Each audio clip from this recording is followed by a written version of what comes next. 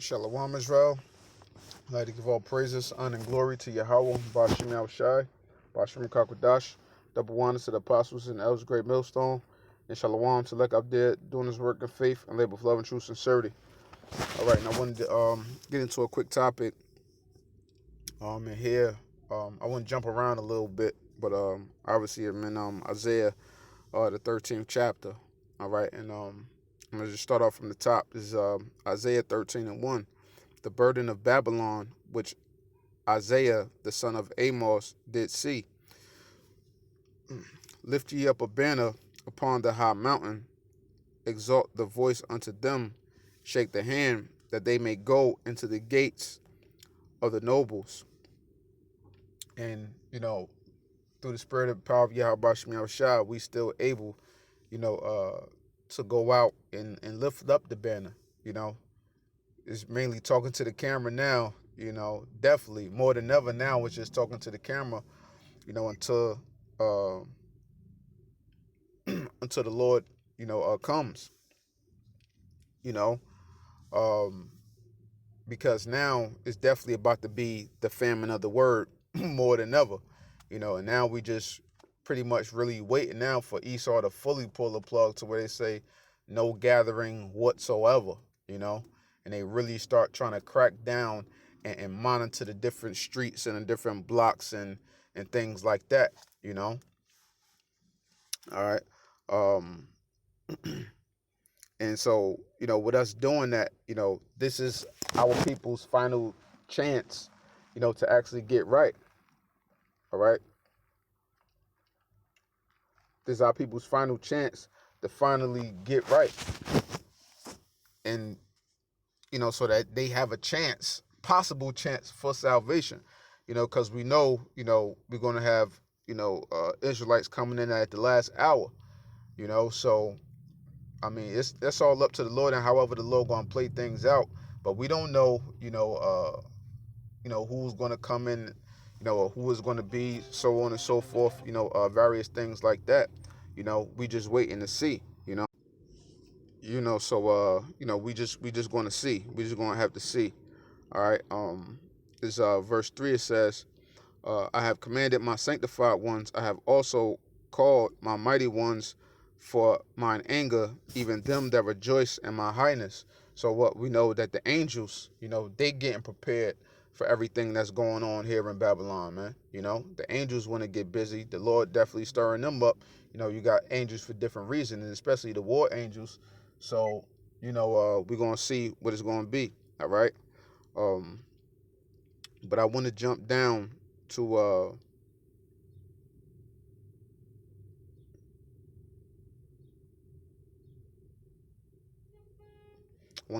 verse 12. It says, I will make a man more precious than fine gold, even a man than a gold wedge of Ophir. Because now all that independent woman stuff is truly going to go out the window. A lot of chicks now, you got these different model chicks, these different Instagram models, so on and so forth.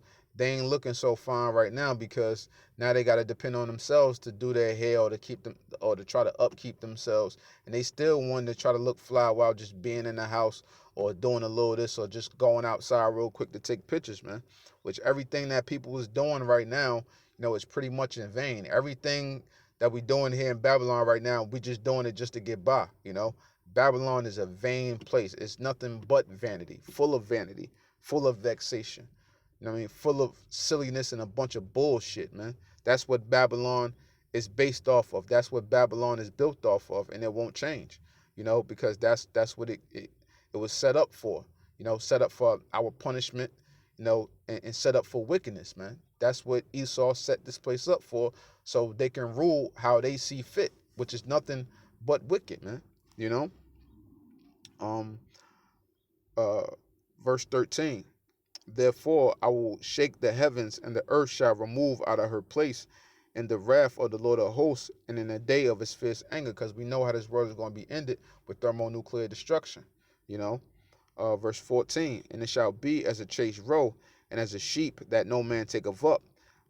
They shall every man turn to his own people, and flee every one to into his own land. And I bet you now a lot of these different foreigners, they kicking themselves in the ass for not getting out of here fast enough, man. And I guarantee you, whenever this thing is gonna be in it, a lot of them are gonna be jumping ship, going back to their homeland, and like, oh, yep, America's finished, you know. As soon as they get that proper opportunity to, I'm pretty sure a lot of them have left, depending on which country that they're from. You know, they can't wait to jump ship because they made plenty of money here in Babylon. They've milked the cash cow. You know, um, uh, yeah, verse 15.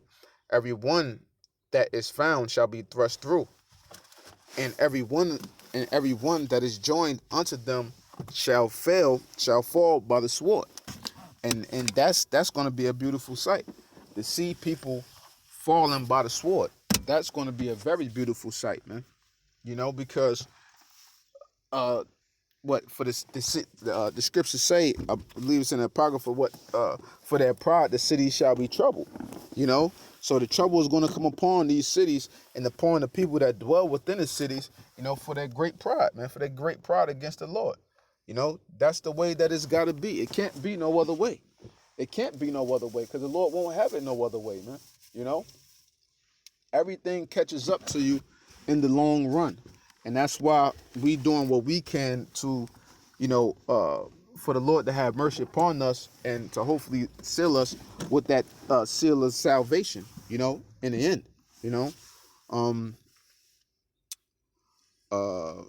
verse 16, their children also shall be dashed to pieces before their eyes. Their houses shall be spoiled and their wives ravished. Now it's about to be that time because it's looking real spooky. You know what I'm saying? Babylon is looking real spooky.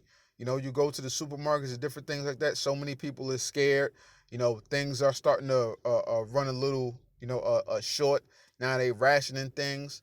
So as things continue to dry up, or trucks can't move and this, that, and the third, that's when the looting, the rioting, and all of that stuff is going to start. And that's when Babylon is truly going to be one big bonfire, one big heap of coal, because it's going to be truly every man for himself out here. And people not going to care what they're going to do. They're not going to care what they got to do in order to feed their families, in order to make sure that they and their loved ones are going to be all right. And it's going to be a constant thing because people that's not going to have enough, they might go to one area, get something for a day. You might rob this person, do this for a day. You know what I'm saying? It's not going to be enough. It's going to be an ongoing thing, and that's going to be a way people are going to be forced, or they're going to feel forced into being able to survive. That's how they're going to feel, man. And especially with the Edomites, because they love to tote guns. Many of them got their gun license, hunting license, and so on and so forth. So these Edomites, hey, they built them bread for this, man.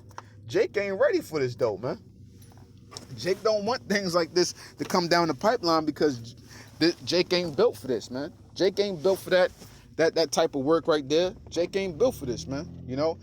Jake don't have that in them as a people. Our people don't have that in them to be able to do those type of things, man, or to have the knowledge of hunting and or gathering or doing different things like that. So this is going to be the end for Jake. Right? Behold, I will stir up the Medes against them, which shall not regard silver, and as for gold, they shall not delight in it. Their bowls also shall dash the young men to pieces, and they shall have no pity on the fruit of their womb. Their eyes shall not spare children. And Babylon, the glory of kingdoms, the beauty of the Chaldees' excellency, shall be as when God overthrew Sodom and Gomorrah. It shall never be inhabited, neither shall it be dwelt in from generation to generation. Neither shall the Arabian pitch tent there, neither shall the shepherds make their foes there. And this is what we're waiting for, because America is going to suffer the same fate as Sodom and Gomorrah. Regardless of what you masses of the people may think, America will be destroyed. America will be destroyed, and we're going to hold a holy day when this place is destroyed in the new kingdom of heaven, man. And that's how it's going to go down. Thus saith Yahweh Bashim Yahushua, So, with that, I hope this segment was edifying.